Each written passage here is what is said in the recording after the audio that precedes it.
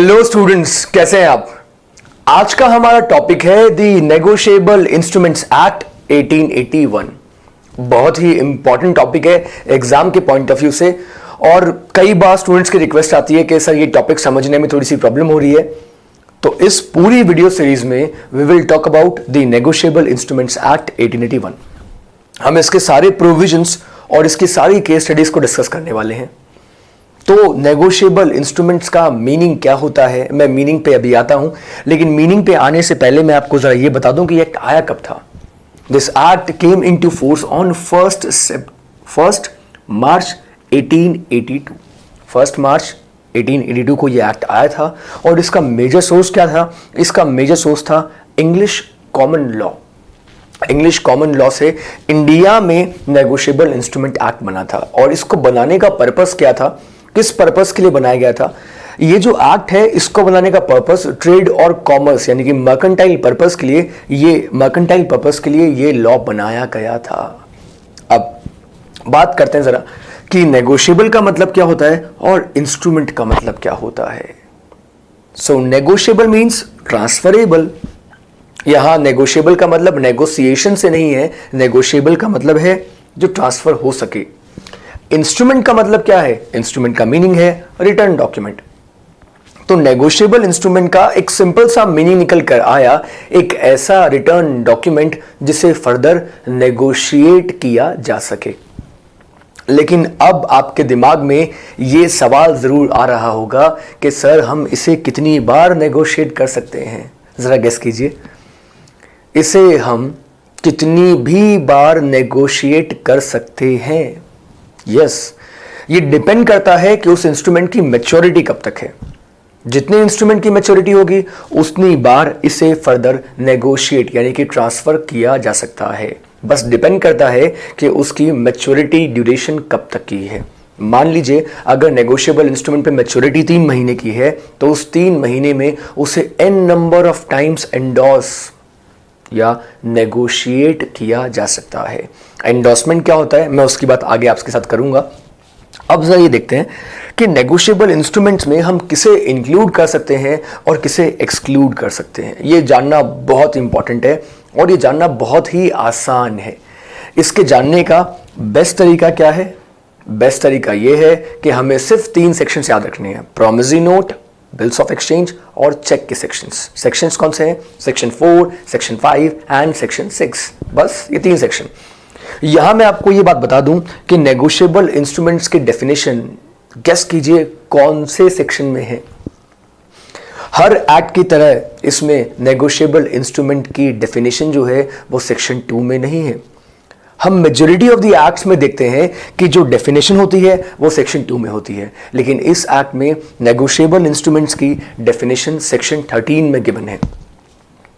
और section 4, 5, 6 3 sections हैं और 3 उसमें इंस्ट्रूमेंट है। सेक्शन 4 में आता है प्रॉमिसरी नोट, सेक्शन 5 में आता है bills of exchange and section 6 में आता है चेक। बस इन 3 चीजों को नेगोशिएबल इंस्ट्रूमेंट की डेफिनेशन में इंक्लूड किया जा सकता है। यहां मैं आपको एक बात और क्लियर कर दूं कि डिमांड ड्राफ्ट को भी हम इस चेक की डेफिनेशन में इंक्लूड कर लेंगे। तो नेगोशिएबल इंस्ट्रूमेंट में promissory note, bills of exchange और चेक आते हैं। अब कई बार स्टूडेंट्स का क्वेश्चन होता है कि सर क्या करेंसी नोट को भी हम नेगोशिएबल इंस्ट्रूमेंट कह सकते हैं? क्योंकि नोट के ऊपर लिखा होता है I promise to pay the bearer a sum of ₹100।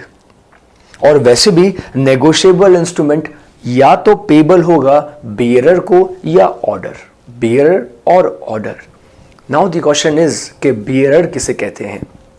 Bearer वो जिसके पास उस इंस्ट्रूमेंट का पोजीशन है, और ऑर्डर वो जिसके ऑर्डर से उस इंस्ट्रूमेंट को फर्दर नेगोशिएट किया जा सके। लेकिन सवाल यहां यह आता है कि करेंसी नोट के ऊपर भी तो लिखा होता है I promise to pay the bearer a sum of ₹100, 500, 10, 5 जितना भी अमाउंट लिखा हो। लेकिन हमेशा हमें एक बात याद रखनी है, करेंसी नोट नेगोशिएबल इंस्ट्रूमेंट की डेफिनेशन में इंक्लूड नहीं होता। इसके अलावा ट्रेजरी बिल भी नेगोशिएबल इंस्ट्रूमेंट इंक्लूड नहीं होते। पोस्ट ऑफिस के मनी ऑर्डर्स, देखिए on the basis of usages आपको ऐसा लगेगा कि ये नेगोशिएबल इंस्ट्रूमेंट होते हैं, but as per the act इन्हें हम नेगोशिएबल इंस्ट्रूमेंट की डेफिनेशन में इंक्लूड नहीं करते। अब जरा बात करते हैं ये हुंडी क्या होती है।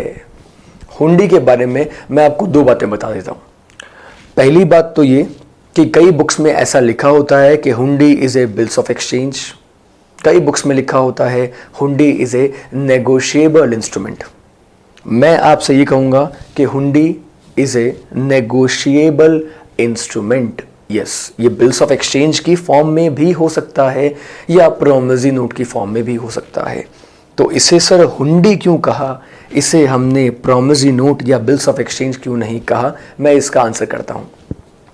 तो हुंडी का बेसिकली मीनिंग है it's a negotiable instrument which is drawn in vernacular या ओरिएंटल लैंग्वेज में जो बनता है इंस्ट्रूमेंट, उसे हम कहते हैं हुंडी। हुंडी बहुत पुराना इंस्ट्रूमेंट है और इसके जितने भी प्रोविजंस हैं, इसे गवर्न कौन करता है, इसे गवर्न करते हैं लोकल कस्टम। यस, हुंडी कस्टम से गवर्न होती है। तो हुंडी नेगोशिएबल इंस्ट्रूमेंट में इंक्लूड नहीं होती, लेकिन यहां मैंने लिखा है कंडीशंस अप्लाई। तो यहां मैंने कंडीशंस अप्लाई क्यों लिखा है उसका रीजन मैं आपको एक्सप्लेन कर देता हूं। यहां कंडीशंस अप्लाई लिखने का रीजन है कि अगर हुंडी बनाने वाली पार्टीज आपस में इस बात के लिए एग्री कर लें कि वो दोनों पार्टीज उस इंस्ट्रूमेंट को गवर्न करेंगी नेगोशिएबल इंस्ट्रूमेंट एक्ट के प्रोविजन से, तो इन दैट केस हुंडी पे भी नेगोशिएबल इंस्ट्रूमेंट्स एक्ट के प्रोविजन एप्लीकेबल हो जाएंगे। एक और बात, हुंडी के किसी प्रोविजन के ऊपर अगर कस्टम साइलेंट है तो हेल्प कौन करेगा, तो हेल्प करेगा ये एक्ट। तो हुंडी से रिलेटेड जितने भी प्रॉब्लम्स होंगे, डिस्प्यूट्स होंगे, उसके लिए फिर हम द नेगोशिएबल इंस्ट्रूमेंट्स एक्ट को रेफर कर सकते हैं। तो आज के सेशन में मैंने आपको सिर्फ इतना बताया है कि नेगोशिएबल इंस्ट्रूमेंट होता क्या है। नेगोशिएबल इंस्ट्रूमेंट सर एक रिटर्न इंस्ट्रूमेंट होता है, रिटर्न डॉक्यूमेंट होता है, और वो डॉक्यूमेंट ट्रांसफरेबल होता है। ट्रांसफरेबल कैसे होता है, या तो बियरर या ऑर्डर। बियरर जिसके पास में हो और ऑर्डर जिसका नाम लिखा हो, यानी कि जिसके पास उसे ट्रांसफर करने की अथॉरिटी हो। नेगोशिएबल इंस्ट्रूमेंट में हम इंक्लूड करते हैं सिर्फ तीन चीज़ों को, promissory note, bills of exchange and check.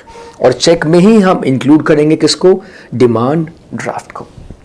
Check के बारे में एक इंपॉर्टेंट बात मैं आपको बताना चाहूंगा कि cheque is a bills of exchange only. Yes, cheque भी बिल्स ऑफ एक्सचेंज का ही एक टाइप है, but it is drawn on a specified bank.